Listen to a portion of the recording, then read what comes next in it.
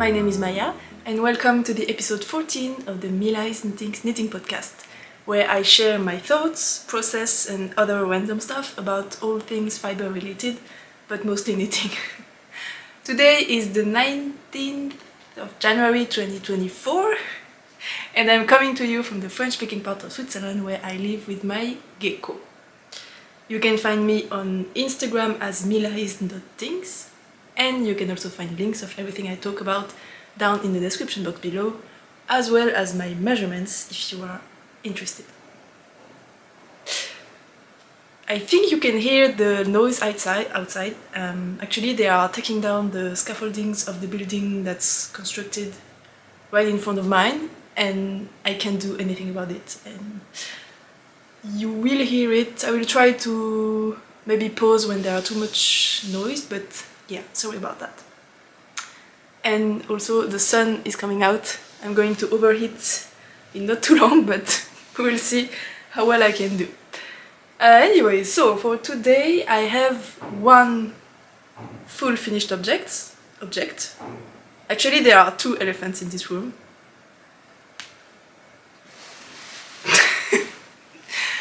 So this is also a finished object, but I wanted to do more, so not really, it's kind of a half finished object. I have another one that's maybe more 30th finished object. And I have 3 whips, I think. Depends on how you count. So let's get started. First, yeah, the sweater I am wearing, you can see it because of my hair.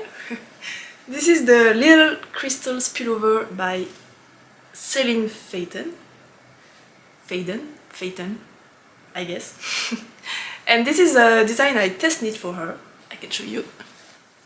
In the sun, maybe, I don't know how to do, sorry. Yeah, like this.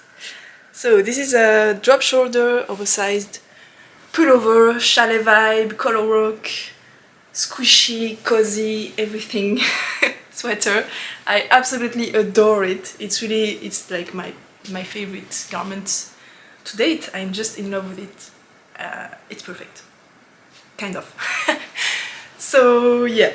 I test knit this for her, as I said, and it launched past Monday, the 15th of January, so 4 days ago. We are the 19th, yeah. I still know how to count. Yeah, so if you want to grab it, go for it, it's amazing. The pattern is it's lengthy because there are a lot of different charts for the different sections, and there are charts for all the sizes because mainly she wanted to have the pattern, the flower pattern centered for all the sizes, which means there are different charts for the sizes, but it's the same, it's just moved by 1 or 2 stitches, so it's a long pattern, but it's really easy to follow, so I can recommend that. And yeah, it has roomy sleeves, as you could say. There are no decreases. It depends on the size. I knit size 3, so mine has no decreases, but you will get a large cuff, whatever size you knit. And oh, I'm out of battery already. That was bad preparation. Anyway, so I was saying about this sweater, the yarn I used is, the black yarn is Biche Buche Le Lamb's Wool in the colorway Very Dark Grey. I used a little bit more than 6 balls, 50 gram balls. And the red is, so this is the Biche Buche. The red is Honor Oak Air Knitted yarn, so an unspun yarn, held single in the colorway Amanita. And this is this is a leftover because I had to unravel some stuff, and unraveling a few times unspun yarn destroys it, so I have this old yarn. I think I'm going to throw it in the machine to felt it and have it become a dry ball, so that it's not lost. And the last one is light fingering weight from Basic Yarn. It's the Brioche in the colorway 36, and I held them together because color work with knitted and held single is a nightmare. I didn't want to do it, so I held them together, and it worked really great. So those are my yarns. I used 100 gram of the unspun, but it doesn't really help you because all unspun yarns have different length compared to the blend and color and whatever. So about 100 gram, but that's all I can say. And I used, I guess, 60 grams of this one, something like that. So, as I mentioned, this is for the construction of the design. It's a drop shoulder, but it's special kind. It's, wow, maybe in this side, yeah. It's called an English tailored shoulder because there is this line here where you pick up the shoulder and knit the front longer than the back because the back ends or starts here, so, and then you join at the underarm and knit the body in the round. So that's it, and then it means that you, for a colorwork design, you can either knit this in the round, I mean, and then stick the armholes, or you can knit the front piece and the back piece flat, which means you are doing colorwork flat. But fear not, this design, you can't see anything. Ah, it's better. This design is really easy to do. The float managing is really straightforward. There are no long floats, you don't have to catch anything, so it's really easy to make. And I would say the learning curve in flat colorwork is the same as when you learn colorwork at all. Like if you have only done stockinette in your life and then you learn colorwork, you have a learning curve. And when you know how to do colorwork and you start to learn colorwork by purling, like on the wrong side, it's the same time. You will need the same time to understand how to do it properly and easily. So really, you don't need to be scared about it because there is only 2 colors. It's not a super complicated fair isle with 3 different colors and everything. So fear not, it's easy to do. And it avoids you having to cut your yarn with a stick, so you can, as I did a few times, unravel the yoke or the whole sweater if you don't like it or if you need to do any change, as I did. So, which means I had to do a few modifications. So the first one is that I sized up because you won't be able to see, but I have a tricky shape around my shoulders and back neck.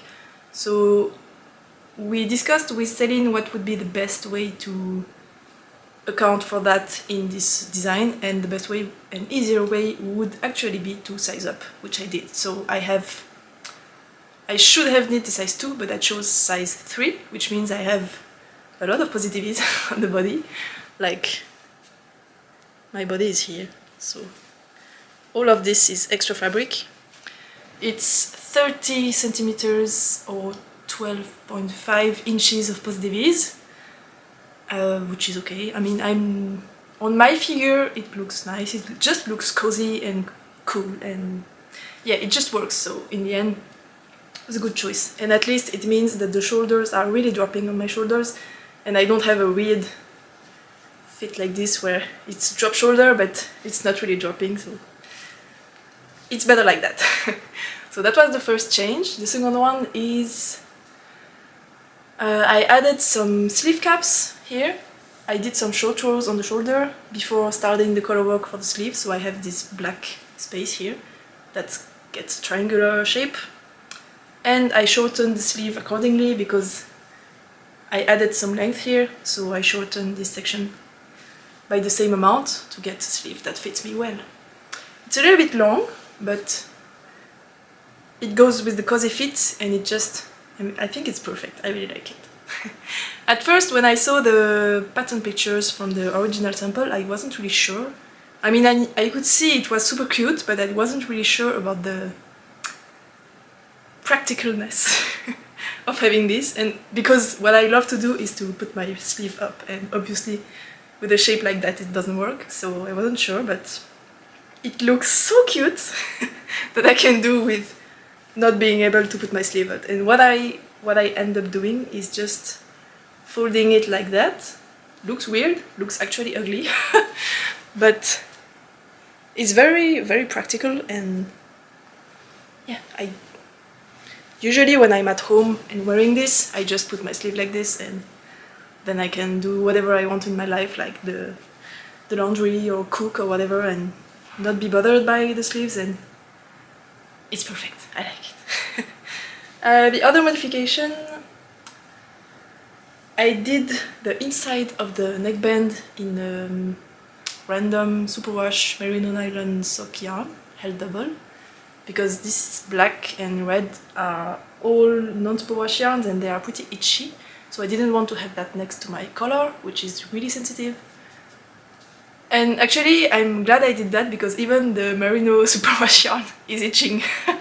It's ridiculous. I'm so sensitive in this area, so this is already a little bit annoying, but I'm glad I did that, because otherwise I wouldn't be able to wear this at all.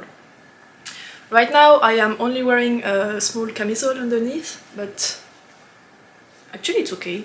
I think it's because the floats in the knitted end are a little bit softer than the lamb's wool, so the part that touches my skin is not as itchy as it could, which is this one.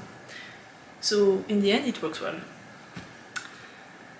The last modification, oh yeah, I added, since I had this detail of contrast color here, I wanted to add some contrasting trims at the end of my hems and cuffs, so I have this here.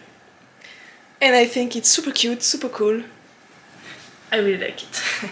I just did the last row of the ribbing in the contrasting color, and then I did the Italian bind off with the rearranging of stitches with the contrast color. So there are only 2 rows, 1 row of knitting and 1 row of binding off, sewing binding off, which makes this effect, and I really like it.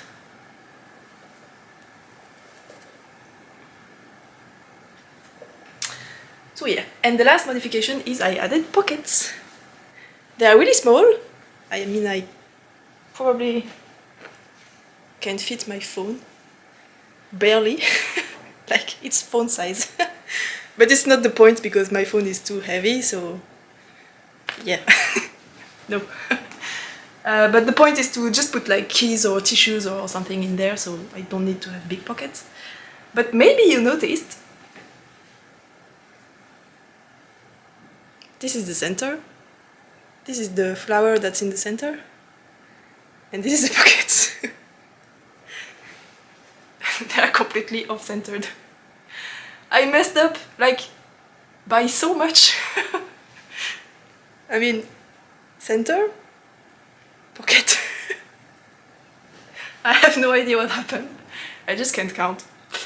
So, yeah. I noticed when I was blocking. When I was knitting, I remember I was like always trying to move the stitches around to get it centered and have a overall look, but I didn't realize that I had to do so much moving around on my stitches because it was not aligned in the right place. And when I blocked it, I laid the sweater on the blocking mat and I looked at it and I was like, oh, that's why. So yeah, obviously it was too late, and I am going to insert some needles on 1 row and then another needle on 2 rows over before, cut the row in the middle, unravel the yarn, and then turn the whole piece a little bit and then graft it back together. And I wish I had done that before blocking because it would have been less obvious, but it's too late, so I will have to do it now. And what I think I will do, the critical point is going to be where I choose to do the grafting. So at first I wanted to do it just over the pocket, but then I realized it would be actually in the middle of this section, so it will be really visible, and I cannot do it down there because the pocket is here. The best point would be actually here, because this is not the underarm yet, so I should insert a needle on this red row, another one on this red row, and then unravel the black one. that would be so easy to execute, because it would be, yeah, super easy to know in which row I am sticking the needle through, and then super easy to see what I'm doing with the contrasting yarn when I'm grafting back together. But the problem is that since this is unspun yarn, it's going to get destroyed if I try to first unravel all the stitches and then graft them back together. The yarn is just going to disappear because of the friction, so I cannot do that. So what I think I will do is insert the needle on the last row of these points here. Then there is a plain black row, and then the light stitch starts. So I'm going to insert the second needle where the light stitch starts, and then unravel the black row in the middle here. And that should be the less obvious part where to do this. Surgery. So yeah, I'm going to do that, I think, just before I wash this again. That way I can block it after having done this modification. And I can combine the blocking with the washing, because I'm always wearing this, so it's going to get washed in not too long, so yeah. That's the plan. So I think I'm way too warm. I'm probably going to have to take that off at some point. There are two things I wanted to mention. The first one is I could have done a modification to account for the fact that I need a bigger size on my shoulders than my body, and that I have too much positives here. I mean, it's comfy, it's warm, it's nice, but it's just like it's just too big.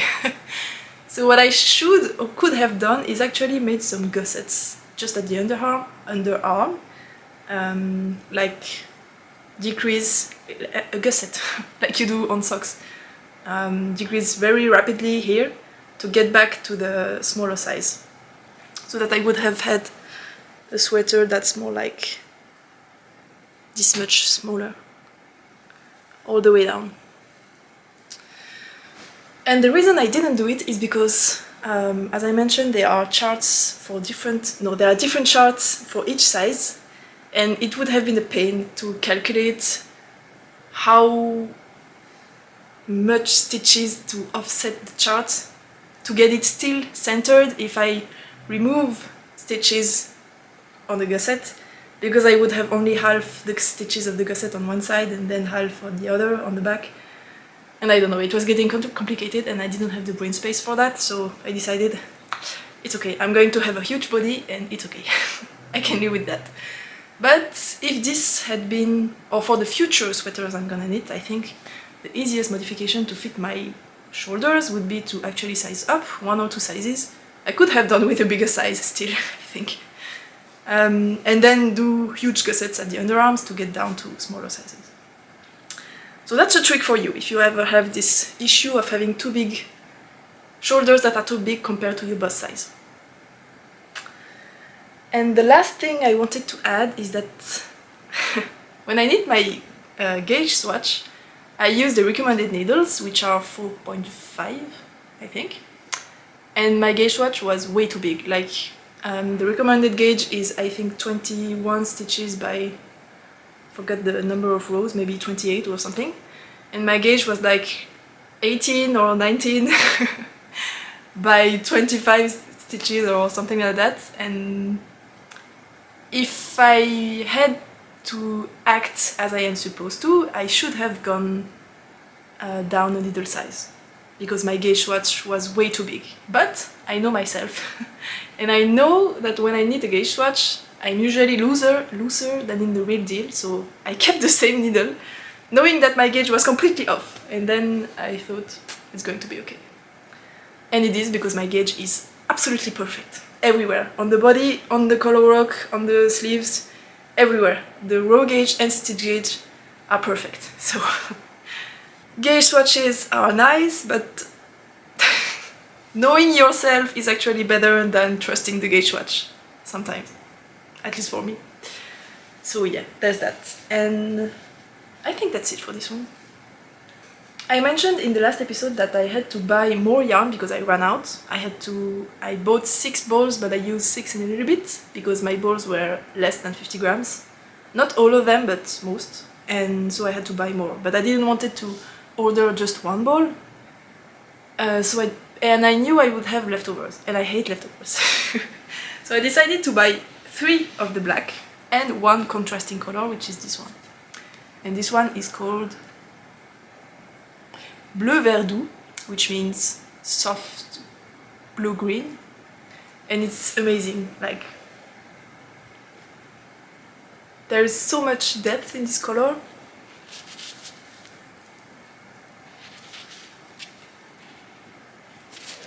When I bought the black yarn, it was at a local yarn festival in October, I think. Yeah.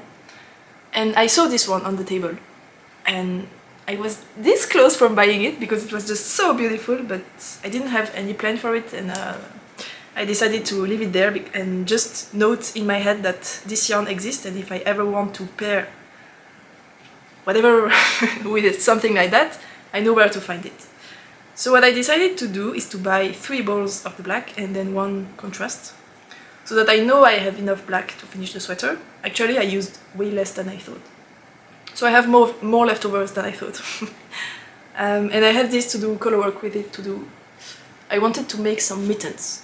So the plan is to do that. And I found a designer whose name is, I guess she's German, so I don't know. I would say Erika. I guess in German, Erika, it's maybe not so far. Erika Heuser. I don't know, this. And she has some really amazing, whimsical, cute, and just amazing color work designs, cowls, hats, mittens, and I want to make one. Whichever I choose, I think could be super cute. And actually I have so much of this left, and I have red leftover too, of the knitted end also, that I could make a pair of red mittens and a pair of blue mittens. Because most of my closet or wardrobe is either red or blue, mostly. So that would be actually perfect. Or maybe I could do a hot water bottle cover. I will see, whatever, I have the choice now. And I want to do that in not too long because I consider this leftover and this also, and I don't want them to lay around in my stash for too long. So this is probably, I hope, going to get cast on in not too long, before the winter ends. Which is probably sooner than I expect. Anyway, next, I'm sorry but I'm dying, it's too hot in there. I would love to open the window, but because of the guy taking out the scaffoldings outside, I just can't. So I'm just overheating here. Anyway, so the next project, the finished object I wanted to show you is this. So this is a pillow cover. Actually, the story behind it is that I decided to try quilting maybe 2 years ago, and I bought some fabric to do the deco quilt by Lo and Behold Stitchery. And I finished the quilt top. I did the quilt sandwich, and then I had to quilt it actually. But I was so scared to mess it up that I decided to use my leftover fabrics to do not 1 and not 2 or even 3 but 4 pillow covers. That's all the fabric I had left. I still have a little bit, but I don't know, I had so much fabric. Yeah, whatever, and I could even use the leftovers as backings. No, this is not the same fabric, but so yeah, I decided to do some smaller ones to get more experience in quilting, like hand quilting with my machine. So I did that. And these quilt tops have been sandwiched for a while with the batting, the backing and the top. But I couldn't find the time to quilt them, so now it's done on most of them, and I have finished 1 cushion and I'm so happy. It's so cool. I love the colors and I love the design, and I just love it. I'm just so happy. It was so easy. I found a reel by Joe's Makes Quilts that's explaining how to do a floor cushion. Actually, it's a floor cushion for her dog, but it's exactly the same for this. And it was like stressing me out because I had done this, but I actually didn't have any plan to finish the cushions because I'm not a sewist and I had no idea how to do cushions actually, so I just did that without knowing if I could actually use them. But then I saw this reel explaining how to do that, and it was so easy, and I can actually use them as is. So yeah, super happy about that. And I will try to link the reel below, to link the link, so that you can see. But yeah, super happy with the results, and I will hopefully finish those by the next episode, I think. I'm going to keep those two because they are really similar to the actual quilting top and they will go well together. And I think I will gift this one and this one to my brother and this one to my parents as Christmas gifts that I haven't gifted them yet because I wasn't there for Christmas, so I haven't seen them since Christmas, so I have time to finish this and give that to my family when I see them next time. So yeah, that's a quarter of finished object, if you don't count the quilt top in itself, like the bigger stuff. I think I have a picture I can show you. And yeah, once I'm done with all of those, I can finish the real deal and have...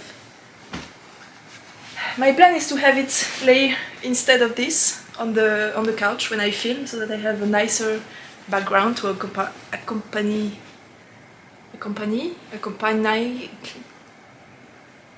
It's beautiful outside because it snowed super hard all of yesterday evening and tonight, but now it's really cold and windy, so there are all the little snowflakes that are getting carried by the wind, and the air looks like it's full of little sparkly particles. It's just beautiful. So yeah, I'm a little bit distracted, sorry. Anyway, so this is it for the sewing. Next up, my work is in progress. So I have made some good progress on my brioche and garter wrap design. So last time I had shown you I'm in the middle of a row. I'm just going to finish this. So as I said last time, I showed you the first half and the second half that I had just started. And I have made good progress on the second half, as I will be able to show you in a few seconds. This is the second half. Ooh, I love it! So as I said, this is a brioche and garter design. So this is brioche section, and there is some striping happening in garter, and then brioche again. Garter with stripes and brioche. And this is the beginning. So this is the second half, as I mentioned, and the first one is here.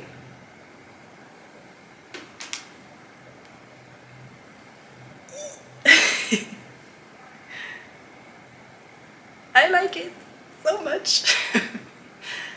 So yeah, my plan is to make a huge, like, schlanket wrap. The overall shape is a rectangle, but I didn't want to carry this around with me while I was knitting on it. So I cast on a second half so that it would be a little bit more portable. But it's getting big also, so it's portable to some extent. The yarn I am using is the main color, the grey one, is by Acrophil, which is a Swiss brand. And the name of the yarn, it's like a, how do you call that? A series of yarns that are undyed and like just in the natural shades of whatever they put in. And this one in particular is yak and silk, 50% yak, 50% silk, and it's so luxurious and soft, and it's so cheap for what it is. Like, really, I really recommend. You can actually order from the website, so I recommend going there if you ever need something really luxurious and cheap and good quality actually. So this is the main color, and for the contrast colors, for the light blue, the dark blue and the grey, I used Ching Fiber Dashing Sassy Base in the colorways. This is Whale, this is Titanium, and the last one, the light blue, is Sky Blue, but I don't have anything left of this one. So those are leftovers from my Twist and Turns Mystery Knit Along from 2022 by Steven West. And I had a lot of leftovers, and I just wanted to find the perfect pattern to use them up, but I couldn't find any, so I designed one. And yeah, that's it. I'm just knitting away on that. I don't think I can finish it by next episode, or maybe because the rows are getting the rows are getting very long, and I'm kind of losing steam on it. And not because the knitting is getting boring, because I still enjoy every stitch, but because it's starting to get big, so it's getting a little bit annoying to transport that with me, because I knit a lot on the bus when I go to work, and it's just cumbersome to have this on me and in the bus and trying to switch rounds and turn, and it's just annoying. And it's the main reason why I'm not really knitting on it that much, is because every time I take it out I need to take a few minutes to untangle it, and then I don't have a lot of knitting time left, so it's getting difficult to make some progress. So I'm glad I decided to make it in 2 halves, because otherwise it would have been even worse. But yeah, that's it, making good progress. The next work in progress is a new cast-on that's actually very similar to this one, because it's also kind of brioche, but not really. I'm also in the middle of a row. It's the Inclinations cowl by Andrea Maury. So this is just the beginning. I have just cast it on last week, and I haven't had a lot of time to knit on it, because I cast this on because I wanted something more portable than this huge thing. But then I realized I have 3 balls attached to it. So it's really annoying actually, and it's not very portable anymore, so I don't know why I did that. Because I'm still taking the other one with me, because it's actually the same volume in total. Anyway, so the yarn I'm using for this one, the main color as always is dark. So this is Woolly Mammoth Fiber Company. It's a limited edition yarn. It's a Swartpulse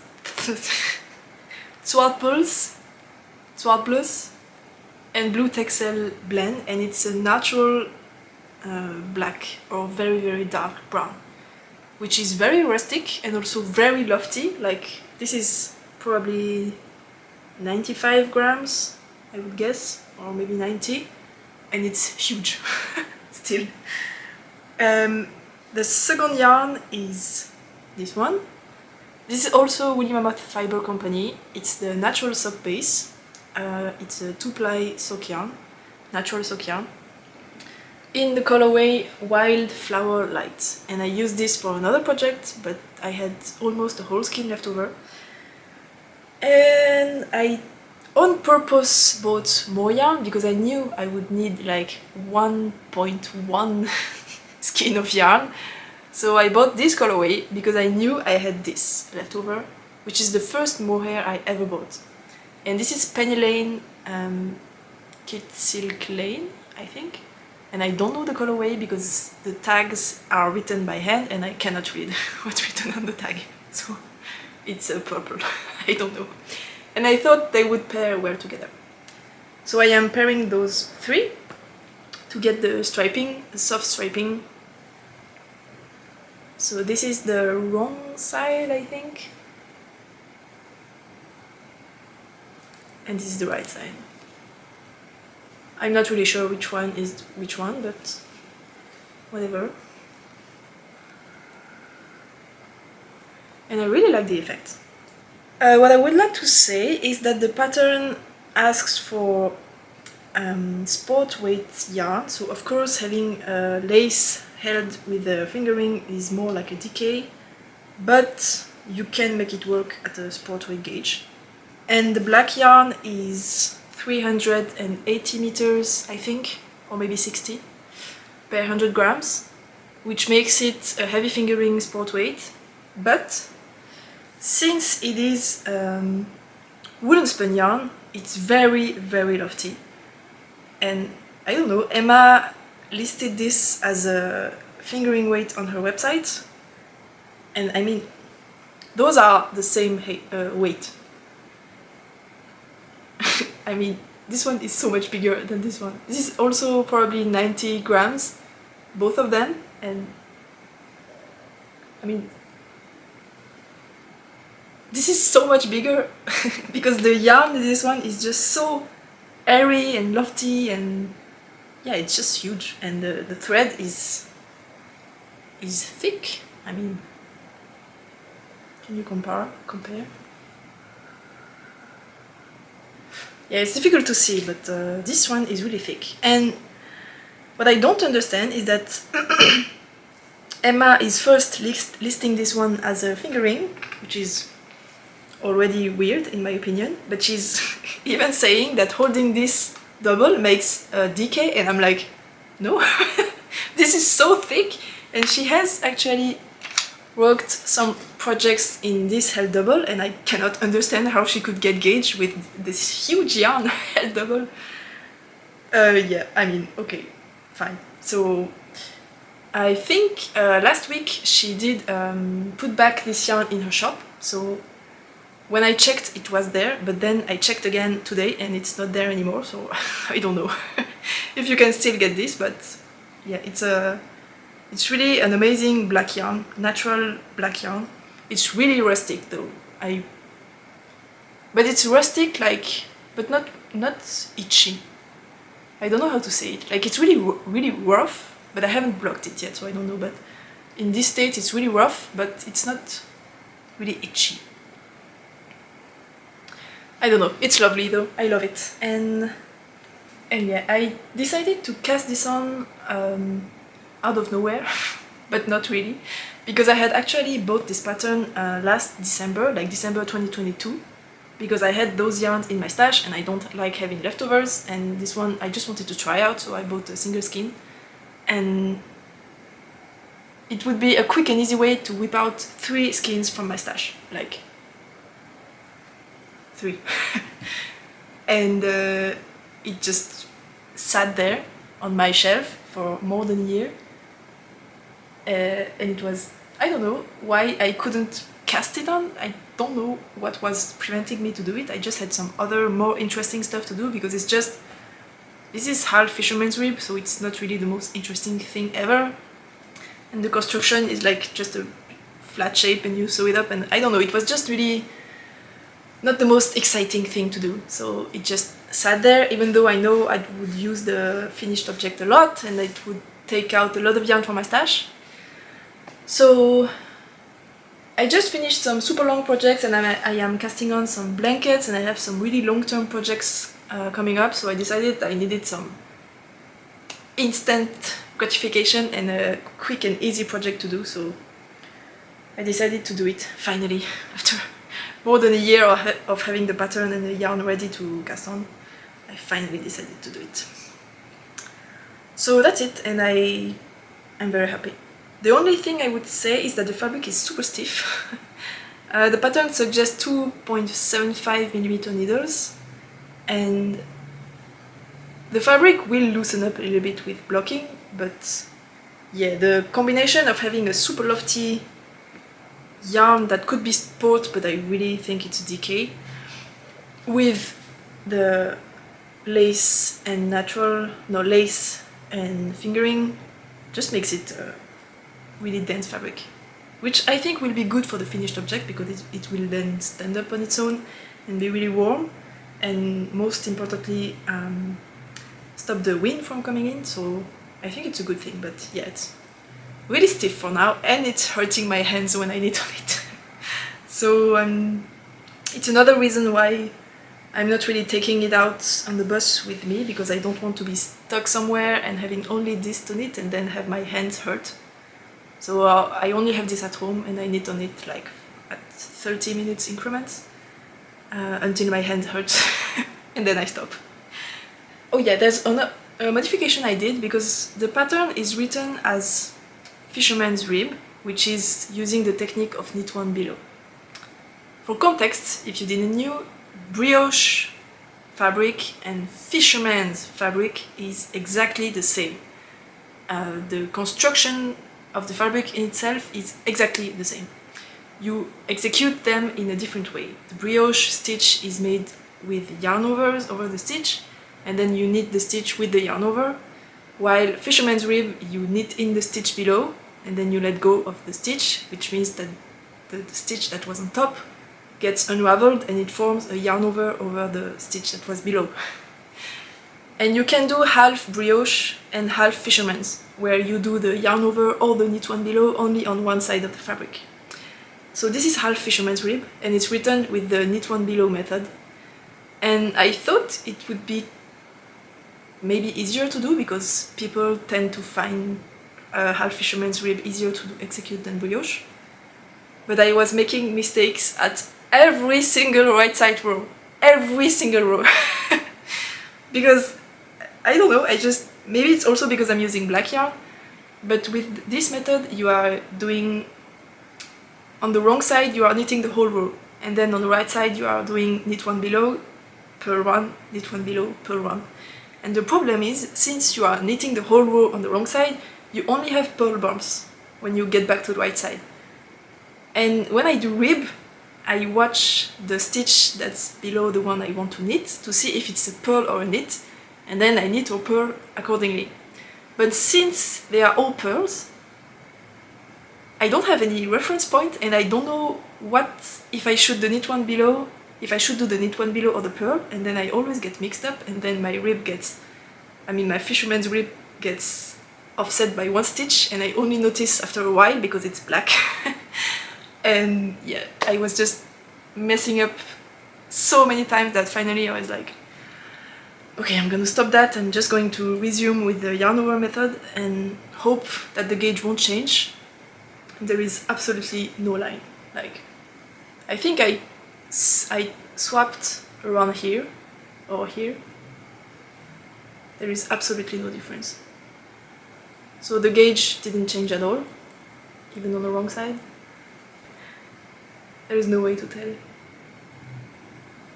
So I'm glad I did that, because now the knitting experience is just so much more enjoyable than before. So there's that. That's a major modification I'm doing with this one. That has no impact on the finished object, but a lot of impact on the knitting in itself. The last project I have is a blanket. I showed you one part in the last episode, but I have made one more. I will show you first the finished ones. Are you ready? They are beautiful. Oh my god! Wow! It's even better on camera. This is a new one. This is the one I have already showed you. Wow, this one is even more amazing. I just can't get over it. Oh, I'm so excited. Anyway, so this is the Arctic Mornings blanket by Janice Hope. And I have the ongoing hexie here. So yeah, it's just a blanket composed of hexies. And they are big, so it's going to be a huge blanket. The total blanket, I think, has 30, like 29, I think, or 30 hexagons. So, and I'm planning to knit one per week, so it's going to take me probably the whole year to complete the blanket, but I don't care. Wow, it looks so good.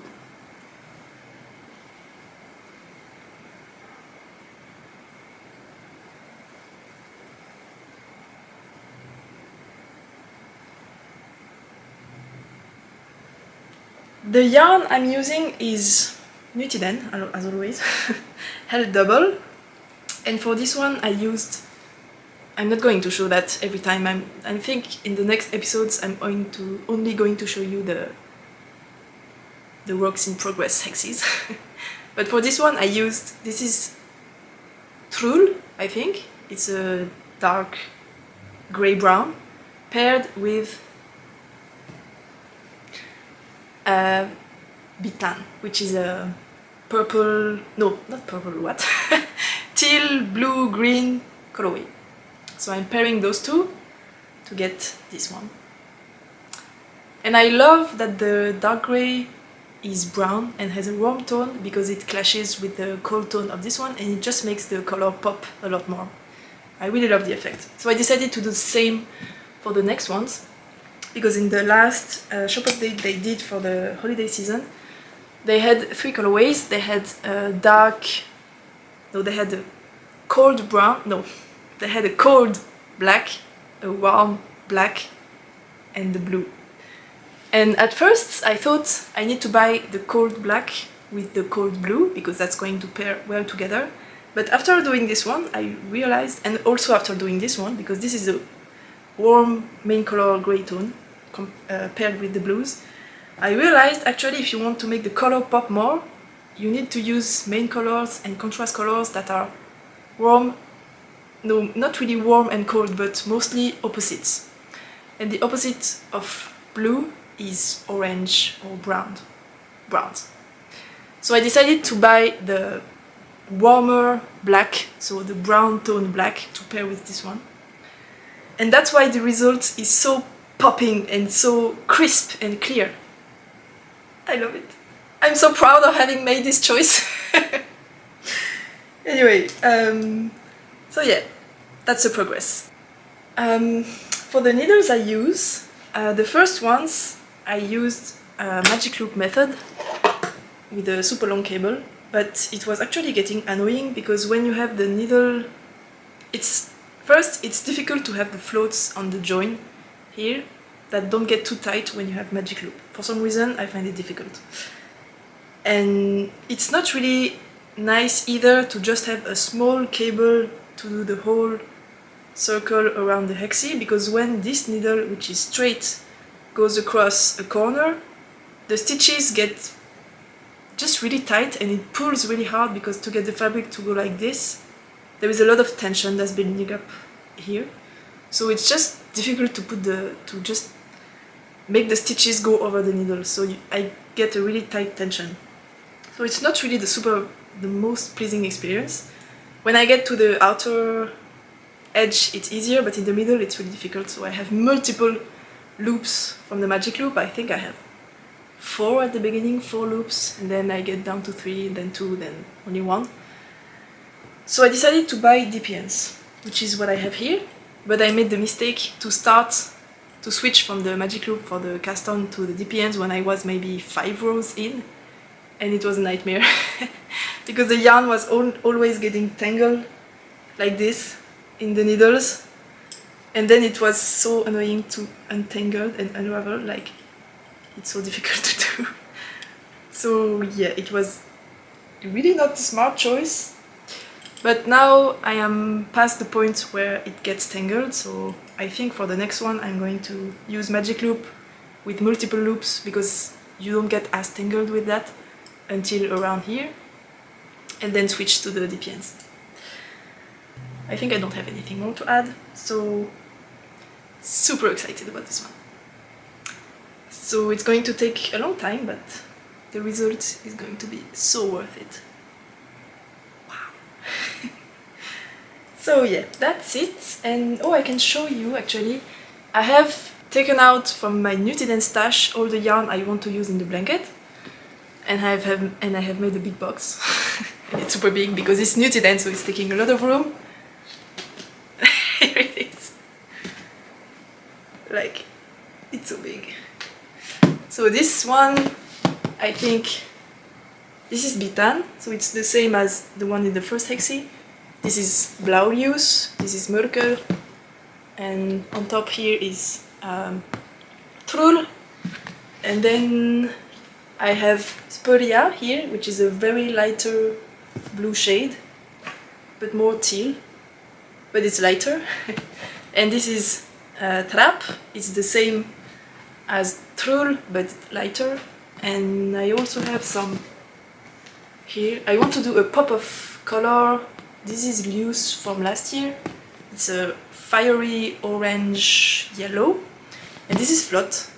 It's white. I'm not sure I'm going to use it, but I think having just one pop of warm color somewhere in the blanket can be nice.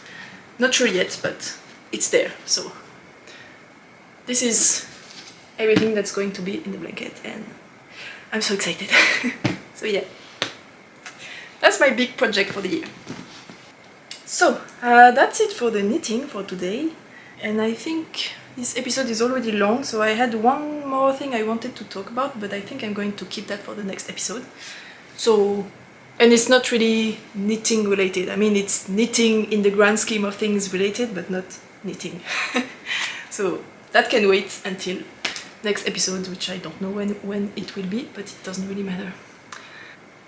I don't have a lot of stuff life-wise. I just climbed as always. We are going climbing tomorrow, and I am watching the snowstorm in the wind today, so I'm not sure it's going to be climbable tomorrow, because it's also in the minus temperatures. Like, I think tomorrow it's going to be -4, so it's difficult to climb when it's this cold. However, when you are in front of a rock cliff, the sun hits the rock and heats it up, so it can get really warm at the crag. And we try to find spots that are completely facing south and that are not covered by trees, so that we can get the most warm we can from the sun. And it's really, really nice to climb in the sunlight without overheating. So I hope tomorrow I can do that. And maybe I have some footage. Maybe I have some footage of me climbing last week, just a random boulder I did at my local gym, if you're interested in that. I don't have anything more to add. So I will now leave you there, and I hope this episode is going to be shorter. I think it is. I'm aiming for 50 minutes. We'll see how well it goes. Yeah, I'm doing that because actually I love watching episodes that are super long, 1 hour or more, but I don't like editing something that's more than 1 hour. I just get bored. And it's a shame because I actually like filming and I like editing, but my voice is already starting to get a little bit rough, and I know I don't want to edit something too long, so I'm really trying to get the length of the episodes down so that maybe I can do more episodes, but shorter. We will see how it goes. So that's it for today. I hope you enjoyed this content, and I hope you stay safe wherever you are. I heard that there are cold snaps in a lot of parts of the world, so stay warm, stay cozy, and yeah, enjoy whatever you are doing, and happy knitting. Bye!